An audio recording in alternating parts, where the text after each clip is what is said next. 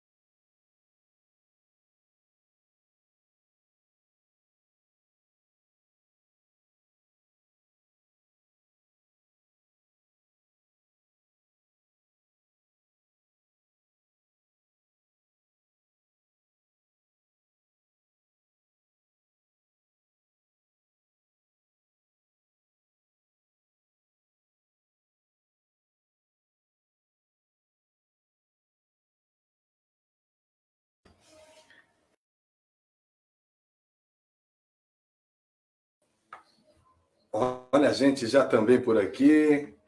Estamos com Cláudio, ele também está aqui. Vamos aí fazer um bate-papo a respeito do ano novo aí, antirracista.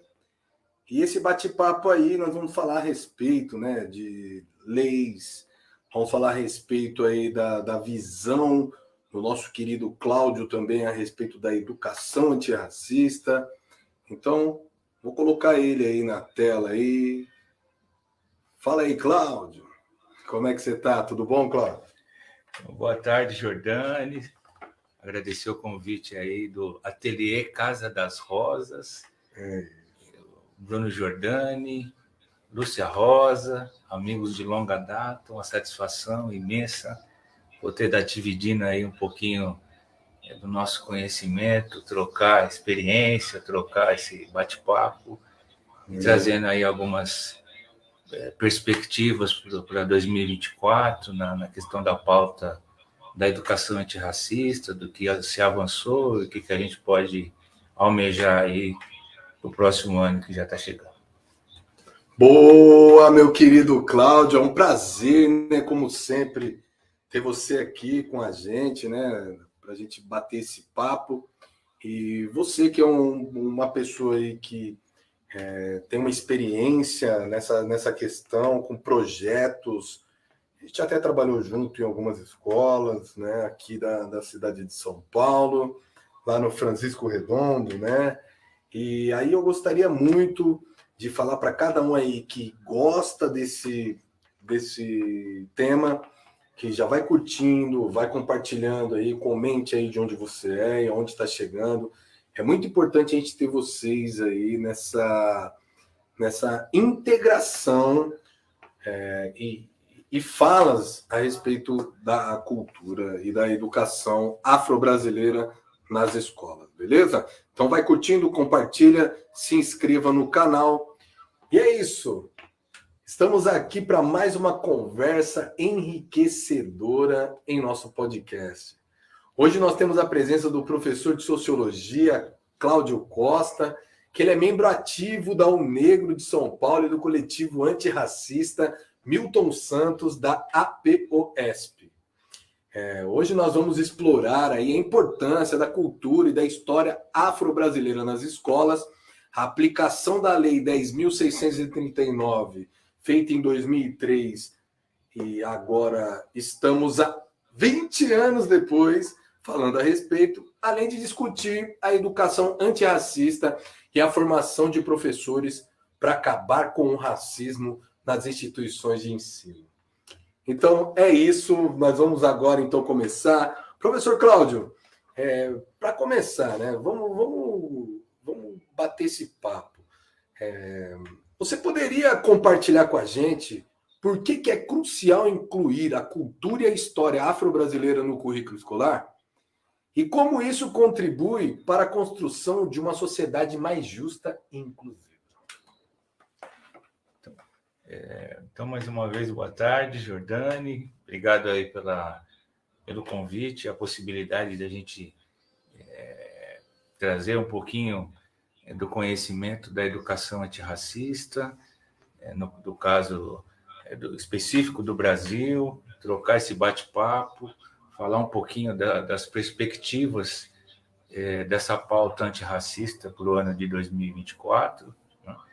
E é de extrema importância a nossa sociedade ter o conhecimento de como o Brasil foi sendo estruturado como nação. Né? Então, a gente tem aí dentro dos nossos conceitos, né, que a gente vem pesquisando, então aponta a necessidade de uma nova narrativa no que diz respeito à questão da escravidão. A escravidão no Brasil durou 300 anos, né?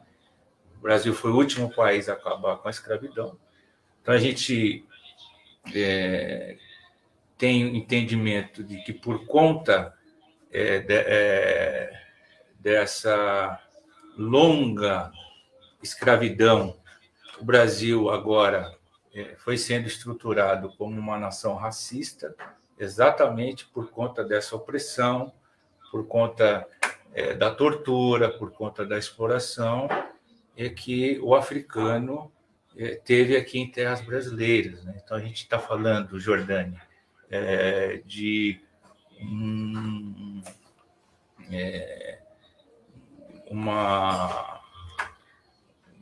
um sequestro, né, do africano que foi retirado lá do seu continente, né? E a diáspora africana mostra, né, e traz esse histórico que foi trazido, né, através dos navios negreiros, onde tinha ambiente insalubre, desumano, e que quando essa escravidão começou a se perpetuar e se estruturar aqui, a gente tinha a selvageria, né, dos senhores feudais, que criou ali, no primeiro momento, um exemplo de um Brasil violento, quando ele chicoteava, torturava, humilhava o escravo, né? Então, o Brasil tem essa raiz violenta exatamente no seio da escravidão. Então, a nossa proposta é de você desnaturalizar e criar uma nova proposta de enfrentamento com a questão da cultura anti-escravagista. Então, esse seria o primeiro ponto. A gente trabalhar essa questão anti-escravagista, para depois, sim, a gente começar a falar da questão antirracismo, né? E poder avançar, sem antes a gente não pode deixar de visitar esse contexto histórico. Massa esse bate-papo que nós estamos aí hoje. E é muito importante a gente bater esse papo, porque às vezes 20 anos, nós estamos com 20 anos. Agora mesmo nós vamos falar então sobre a lei em si, né? A lei 10.639 /2003, faz 20 anos. Quer dizer, já vai para 21 anos. Amanhã já sou. Vamos colocar 21 anos. Certo? E ainda não encontramos uma forma de fiscalização de como realmente chegar a essa questão, né? Então é o seguinte: a Lei 10.639 ela é uma ferramenta importantíssima para que a gente reduza aí as desigualdades, né, o preconceito, entre outras coisas. Como você vê a implementação dessa lei 20 anos depois, né?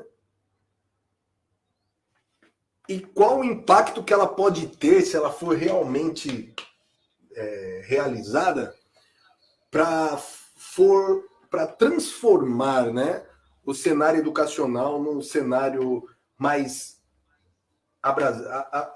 sabe, que abranja mais pessoas, né? Abrangente. Então, importantíssimo esse questionamento que você traz, né? Até para poder esclarecer os nossos internautas, público que nos acompanha, né?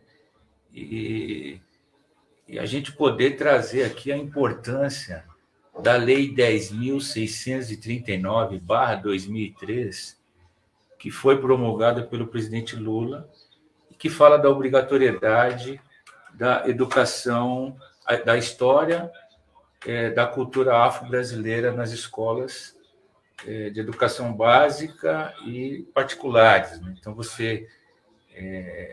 obrigatoriamente, você teria ali, né, na grade curricular, a obrigatoriedade de todas as disciplinas poderem falar da cultura afro-brasileira, né, que nada mais é do que a identidade do Brasil, a história do Brasil, é a história do escravo, é a história do negro, é a cultura afro, e que a gente não pode, Jordânia, deixar que a memória apague, né? Se a gente for deixar na mão dessa narrativa eurocêntrica, que o europeu seria o civilizado e que o africano seria um povo bárbaro, sem civilidade. Então, a importância da gente deixar bem claro que a cultura e esse povo, essa nação, tem importância em todo o mundo, né?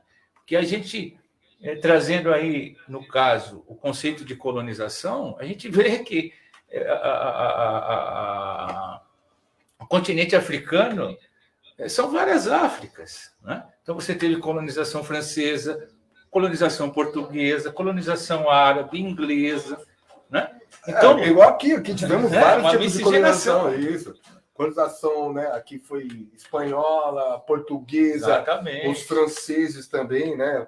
Por exemplo, em algumas guerras como contra os Zumbis Palmares, entre outros, assim vai. Exatamente. Então, esse conteúdo, né? Essa temática, ela, a partir da Lei 10.639/2003, ela ganha uma importância muito grande no currículo das escolas de educação básica. E como o nosso camarada Jordani bem o trouxe, essa lei ela está completou agora no final do ano 20 anos de existência da lei, vamos para 21, mas o desafio é grande. Né? Como a gente conseguir executar a lei, fazer com que no chão da escola, né, que o projeto político-pedagógico da escola tenha lá o projeto que vai contemplar essa cultura afro-brasileira. Né? Então, como o Jordani bem o colocou, a gente consegue, eu na minha unidade escolar, na Escola Antônio Francisco Redondo, desenvolver o projeto da consciência negra. Então, esse ano a gente atingimos a 4ª edição do projeto da consciência negra na Escola Antônio Francisco Redondo. Participei de alguma. Né? E aí você esteve lá, né, Jordani? Sentiu a energia do que é você ter uma escola preta, né? Você ter 2 dias ali em que a cultura preta ficou evidenciada, as religiões de matriz africana pôde mostrar a sua riqueza, os nossos estudantes que são do axé, você viu a desenvoltura, e é óbvio, né, como a escola ela tem a sua essência, a diversidade, né, o projeto da consciência negra também é para os nossos alunos brancos, porque a gente também quer os nossos alunos brancos também fazendo a questão da educação antirracista, até para poder minimizar a questão do racismo. O racismo também ainda existe no cotidiano das escolas, no cotidiano dos bairros. A gente sabe que é um trabalho de formiguinha, a gente até desnaturalizar isso, né? Então, a Lei 10.639, se cada unidade escolar conseguir desenvolver através de um projeto político-pedagógico, envolver os professores em formação e capacitação, para poder ter um projeto interdisciplinar, multidisciplinar nas escolas, né? Evitando a questão do racismo das escolas, a questão da evasão escolar, né? E dando voz, né, àquele aluno da cor da pele preta, a sua cultura, a sua identidade, né? E isso é cidadania, isso é direitos humanos. Né? Isso aí. Olha, vou falar, uma conversa que pode ir longe, porque é algo que a gente vê o dia a dia, né, da luta antirracista, né? É muito difícil, a gente, às vezes, novembro, só tem novembro para a gente fazer esse trabalho? Por que a gente não pegar, por exemplo, como diz a própria lei, a lei que a gente fala, o Estatuto da Igualdade Racial, ela fala que dias que sejam destinados à história do negro, afro-brasileiro e africanos aqui no Brasil, deveriam ter datas específicas e ser preservado o nome dos seus líderes, o nome, seja o samba, seja a tia Ciata, dia do samba. Exatamente. Sabe? Ciata.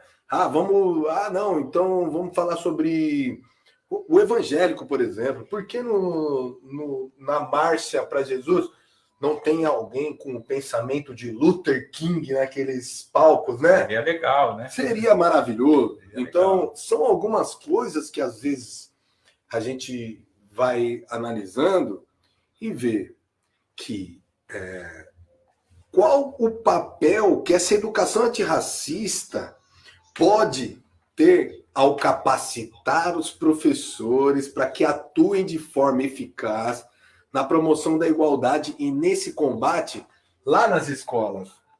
Porque acredito que essa formação que vai fazer com que a educação seja cada dia evoluindo para uma educação mais inclusiva.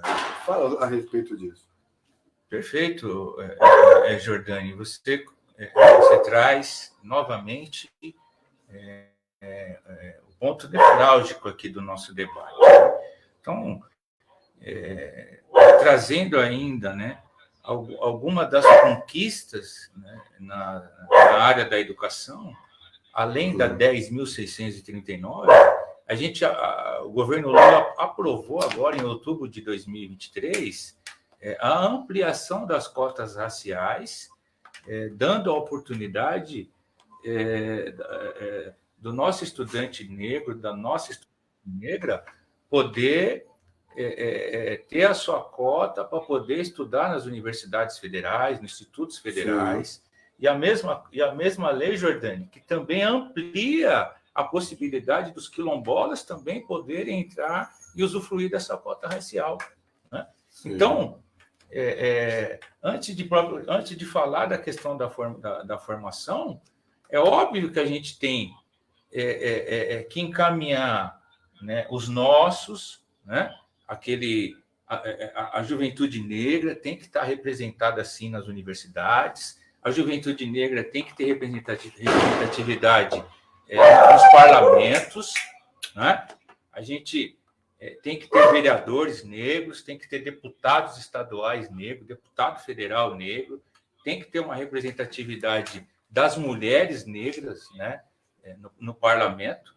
E aí, nesse sentido, quando a gente fala da formação, a gente tem que sempre que voltar, né, de falar da Mama África, né, onde você teve lá um sistema de apartheid, precisou o Nelson Mandela, né, emergir como uma liderança e pôs fim, né, a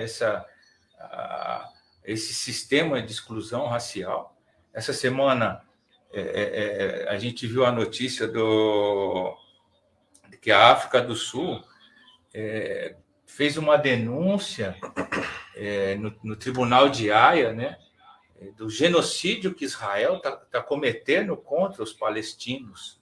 Então, nesse sentido, você tem um genocídio étnico, racial, né, por conta do povo africano que é assassinado nas comunidades. Você tem também o mesmo genocídio aplicado ao povo palestino.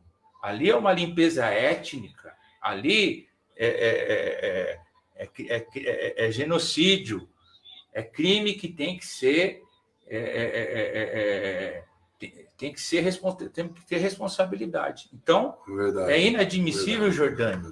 A gente tem que, aqui no Brasil, essa questão geopolítica, né, que não é só o africano, o palestino também, é mais de 20 mil mortes, né, quase 10 mil crianças assassinadas, né, por esse genocida do Netanyahu, né, do sionismo israelita, que está dizimando uma população palestina, né?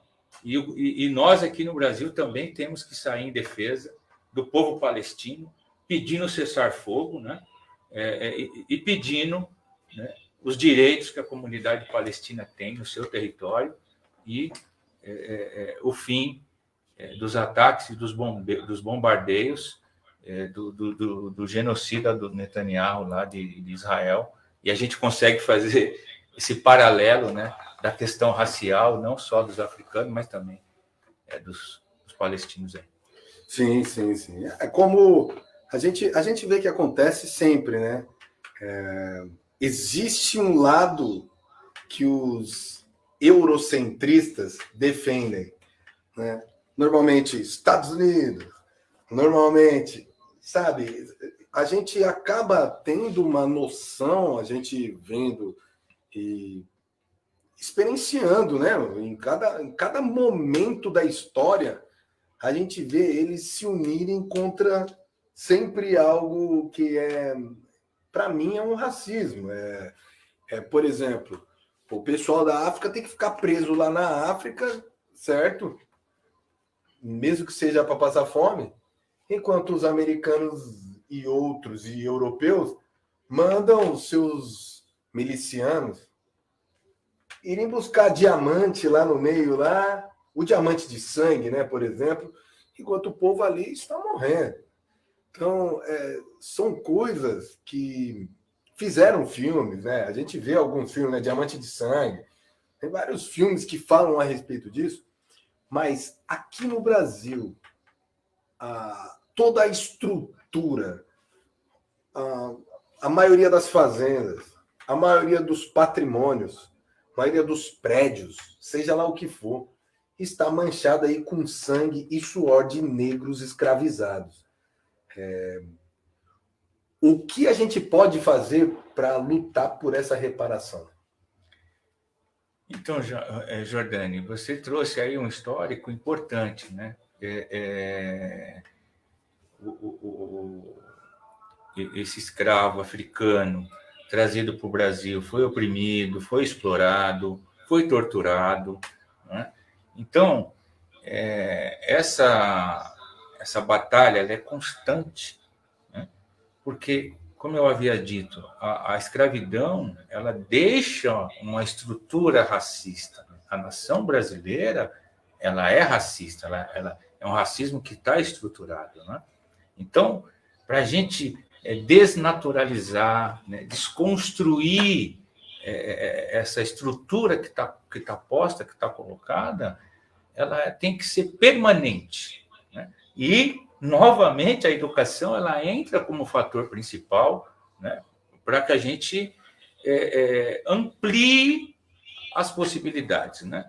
Então, diante de algumas propostas que a gente apresenta aqui, seria a questão de um letramento racial, uma formação para os professores, ganhar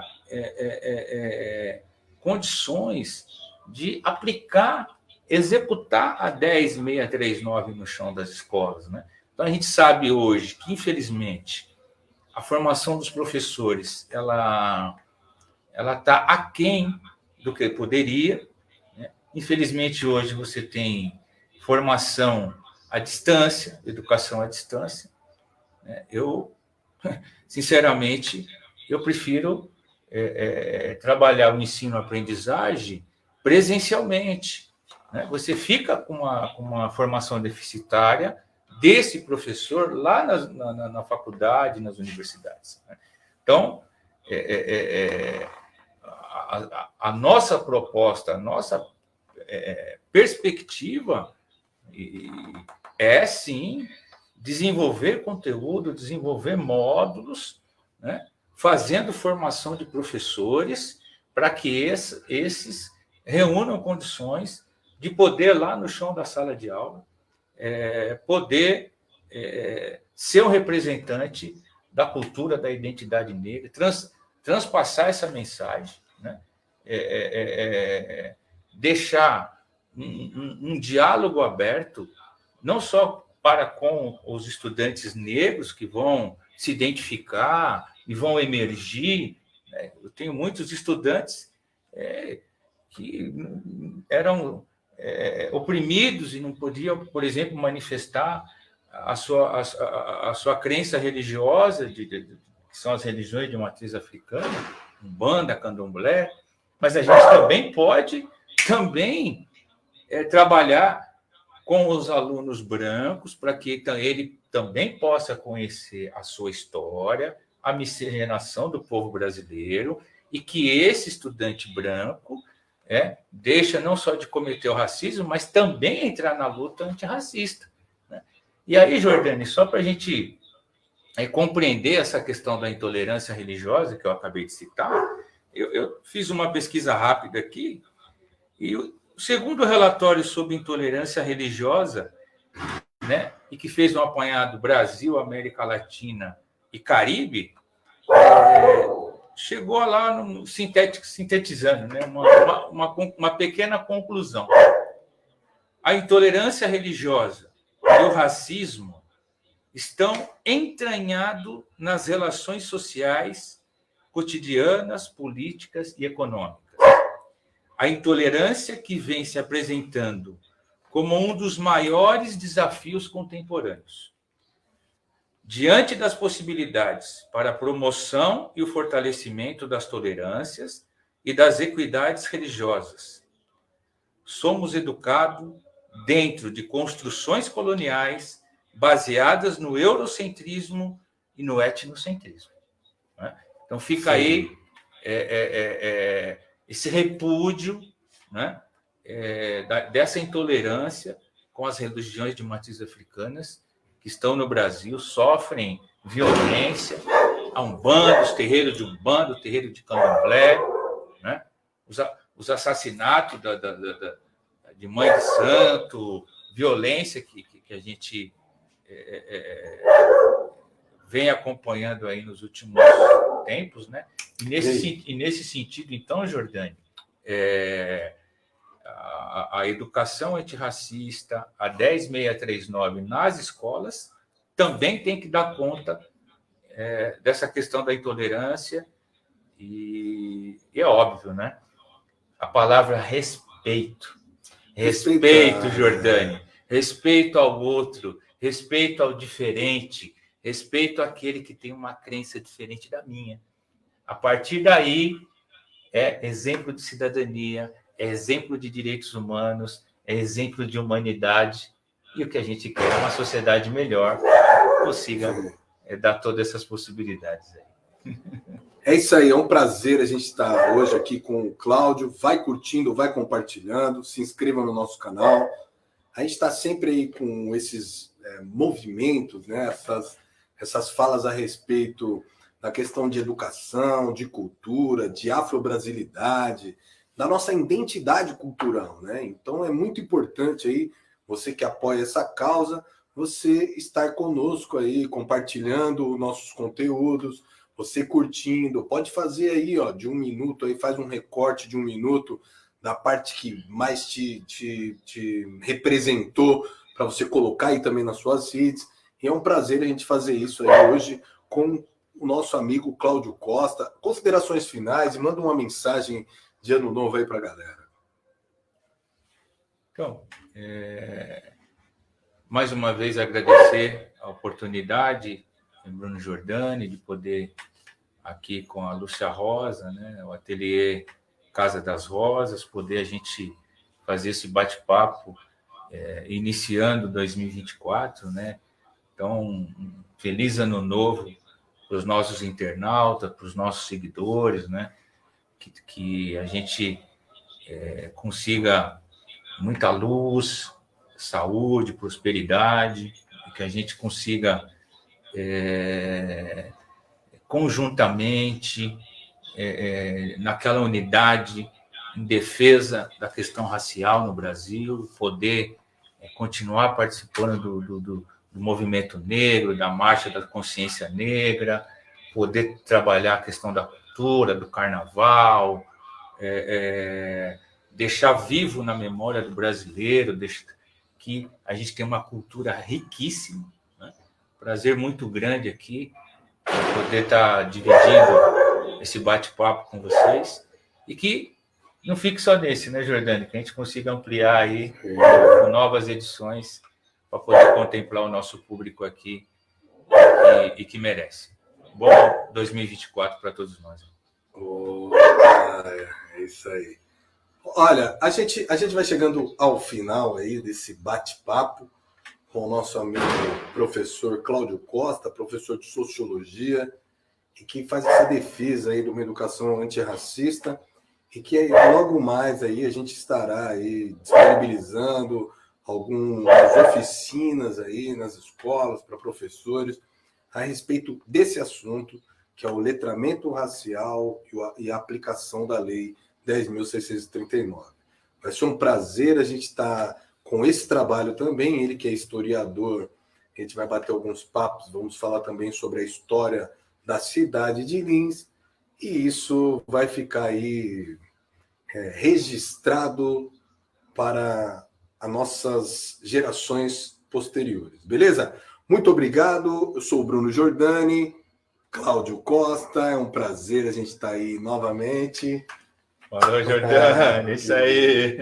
Firme e forte, é um prazer a gente estar sempre junto aí nessa luta. Beleza, valeu. E muito obrigado, vai curtindo, vai compartilhando, e é isso, financia aí nossas ações, vamos para cima. O importante é a gente falar a respeito do amor ao próximo e do respeito a todas as religiões, a todas as filosofias, a todas as opções políticas, é de se respeitar e bater esse papo de igual com igual para a gente falar sobre proposta. Essa é a melhor coisa. Muito obrigado, até a próxima. Fomos. Tchau, tchau. Vai.